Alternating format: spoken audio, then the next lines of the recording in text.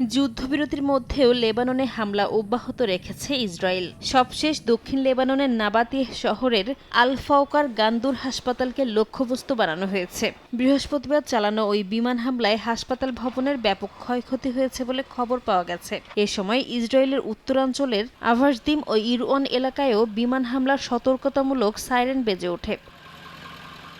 লেবাননের স্বাস্থ্য মন্ত্রণালয়ের তথ্য অনুযায়ী গেল মার্চ থেকে ইসরায়েলি হামলায় এখন পর্যন্ত অন্তত ৪,০০০-এর বেশি মানুষ নিহত হয়েছেন, আহত ১২,০০০-এর বেশি। ইরান যুক্তরাষ্ট্র চুক্তিতে লেবাননে হামলা বন্ধের বিষয় অন্তর্ভুক্ত থাকলেও প্রতিদিন প্রাণহানির সংখ্যা নতুন করে উদ্বেগ বাড়াচ্ছে। এদিকে সমালোচনার জেরে ইসরায়েলের সঙ্গে লেবানন সরকারের চলমান আলোচনা নিয়ে মুখ খুলেছেন লেবাননের প্রেসিডেন্ট জোসেফ আউন। বলেন, এই আলোচনা লেবাননের স্বার্থ রক্ষার লক্ষ্যেই হচ্ছে। দেশের ১ ইঞ্চি ভূখণ্ডও ছাড় দেয়া হবে না বলেও মন্তব্য করেন তিনি।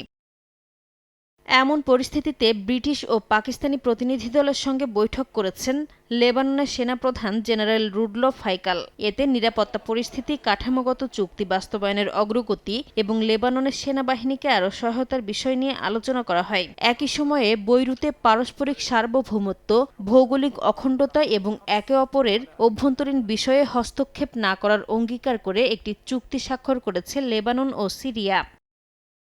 নাসরিন রুমি, সময় সংবাদ।